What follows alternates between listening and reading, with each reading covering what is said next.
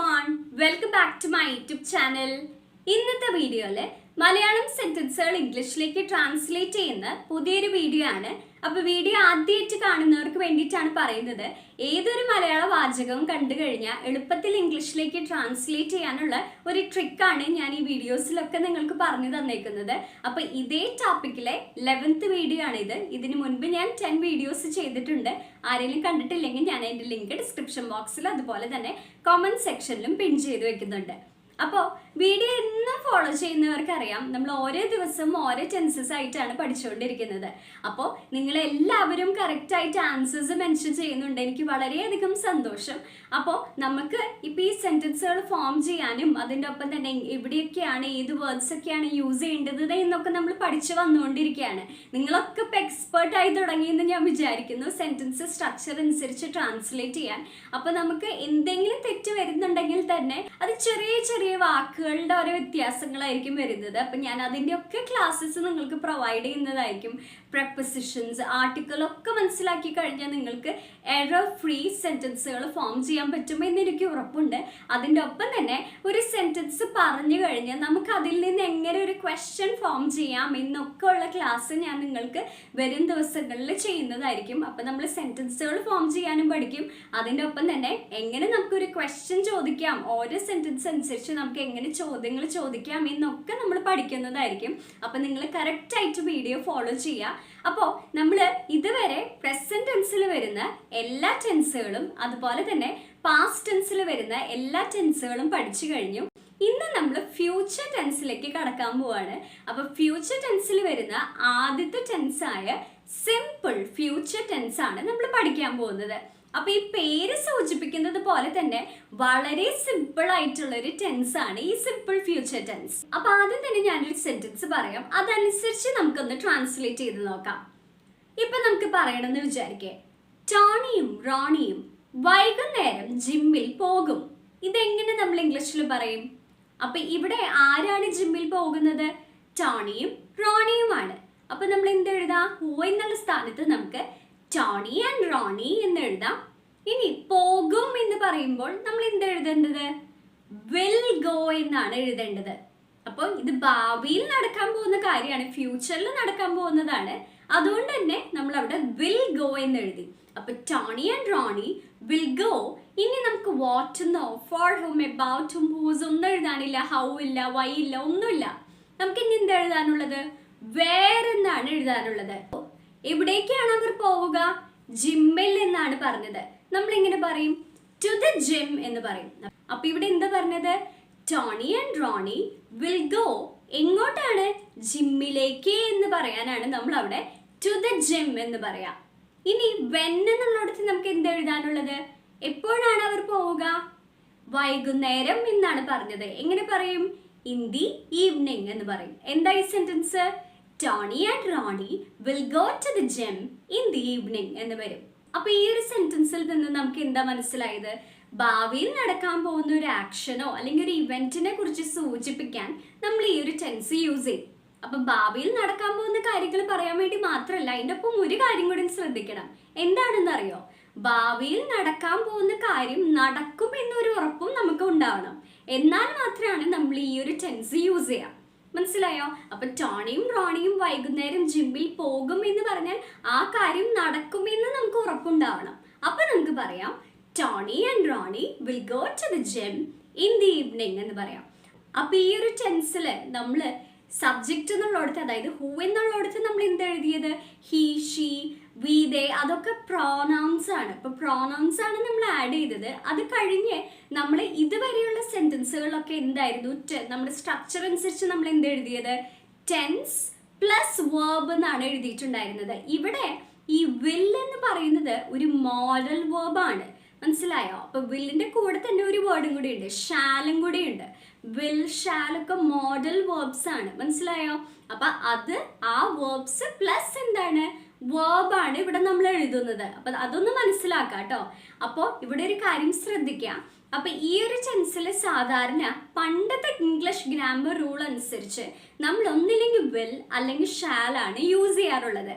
പക്ഷെ ഇപ്പോൾ നമുക്ക് അതിനെക്കുറിച്ച് ടെൻഷൻ അടിക്കേണ്ട കാര്യമില്ല. കാരണം ഏതൊരു പ്രോനൗൺ വന്നാലും, അതായത് he, she, we, they, you ഏത് വന്നാലും നമ്മൾ യൂസ് ചെയ്യേണ്ടത് വില്ലാണ്.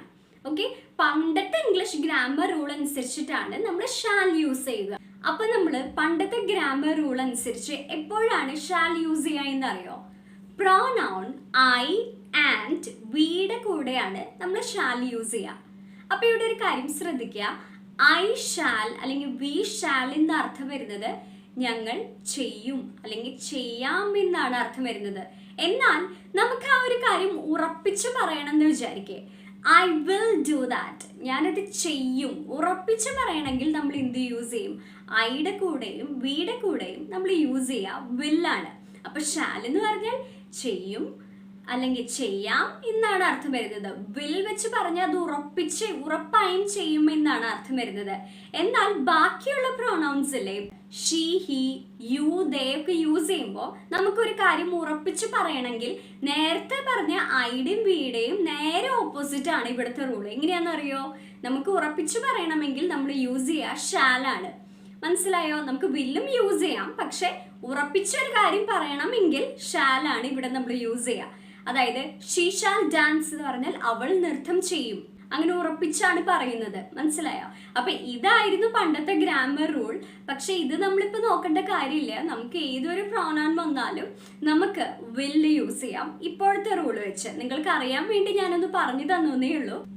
ഇനി നമുക്ക് പറയണം, കമ്പനി അടുത്ത വർഷം ഒരു പുതിയ ഉൽപ്പന്നം പുറത്തിറക്കും. ഇതെങ്ങനെ നമ്മൾ ഇംഗ്ലീഷിൽ പറയും?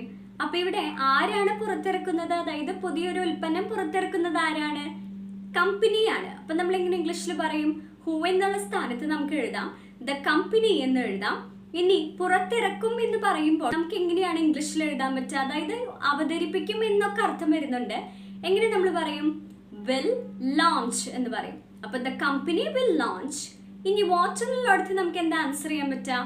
ഒരു പുതിയ ഉൽപ്പന്നം എന്നാണ് പറഞ്ഞത്. അതെങ്ങനെ ഇംഗ്ലീഷിൽ പറയും? എ ന്യൂ പ്രോഡക്റ്റ് എന്ന് പറയും. The company will launch a new product. ഇനി നമുക്ക് for whom, about whom, how, why ഒന്നും പറയാനില്ല. വെൻ എന്ന് മാത്രമാണ് നമുക്ക് ആൻസർ ചെയ്യാനുള്ളൂ. വെൻ എന്നുള്ളിടത്ത് നമുക്ക് എന്താ പറയാ? അടുത്ത വർഷം എന്നാണ് പറഞ്ഞത്, നെക്സ്റ്റ് ഇയർ എന്ന് പറയാം.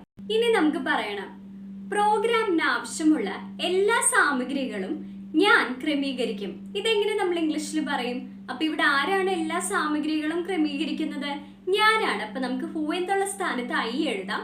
ഇനി അപ്പൊ തന്നെ വിൽ എഴുതാം. ഐ വിൽ ക്രമീകരിക്കും എന്ന് പറയാൻ നമ്മൾ എങ്ങനെ പറയും? അറേഞ്ച് എന്ന് പറയും. അപ്പൊ ഐ വിൽ അറേഞ്ച്. വാട്ട് എന്നുള്ളിടത്ത് നമുക്ക് എന്താ ആൻസർ ചെയ്യാൻ പറ്റുക? ആവശ്യമുള്ള എല്ലാ സാമഗ്രികളും എന്നാണ് പറഞ്ഞത്. അപ്പൊ നമ്മൾ എങ്ങനെ പറയും? ഓൾ ദ നെസസറി മെറ്റീരിയൽസ് എന്ന് പറയും, അല്ലെങ്കിൽ ഐറ്റംസ് എന്നും പറയാം. ഇനി അടുത്തത് നമുക്ക് ഫോർ വാട്ട് എന്ന് ചോദിക്കാം. അതായത് ഫോർ ഹും, അബൌട്ട് ഹും അതിന്റെ ഒക്കെ പകരം നമുക്ക് ഫോർ വാട്ട് എന്ന് ചോദിക്കാം. അപ്പൊ പ്രോഗ്രാമിനെ എന്നാണ് പറഞ്ഞത്. അപ്പൊ നമ്മൾ എങ്ങനെ ഇംഗ്ലീഷിൽ എഴുതാം? For the programme. അപ്പൊ എന്തായി sentence? I will arrange all the necessary materials for the programme എന്ന് വരും. മനസ്സിലായില്ലേ? ഇനി നമുക്ക് പറയണം, ഞങ്ങൾ TV കാണുമ്പോൾ അവൻ എപ്പോഴും ശബ്ദമുണ്ടാക്കും. ഇതെങ്ങനെ നമ്മൾ ഇംഗ്ലീഷിൽ പറയും? അപ്പൊ ഇവിടെ ആരാണ് ശബ്ദമുണ്ടാക്കുന്നത്? അവനാണ്. അപ്പൊ നമ്മൾ ഹീ എന്ന് എഴുതും. ഇനി എപ്പോഴും ശബ്ദമുണ്ടാക്കുമെന്നാണ് പറഞ്ഞത്. അപ്പൊ നമ്മൾ അത് എന്തായാലും എഴുതണം. അപ്പൊ നമ്മൾ ഇങ്ങനെ എഴുതാം. അപ്പൊ ഇവിടെ നമ്മൾ മോഡൽ വേർബായ വിൽ എഴുതും. അതിൻ്റെ ഒപ്പം തന്നെ ഓൾവേസ് എന്നുള്ളൊരു വാക്കും കൂടി എഴുതണം. എപ്പോഴും ശബ്ദമുണ്ടാക്കും എന്ന് പറഞ്ഞിട്ടുണ്ട്. അപ്പോൾ ഹി വിൽ ഓൾവേസ് മേക്ക് എന്ന് നമ്മൾ എഴുതും.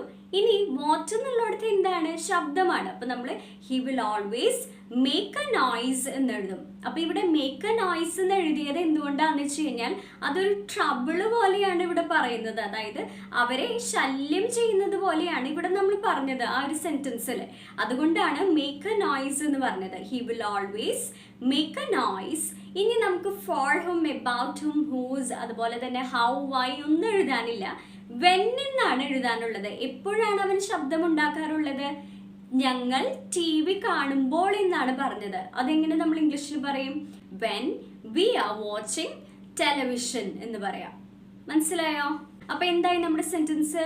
He will always make a noise when we are watching television എന്ന് വരും.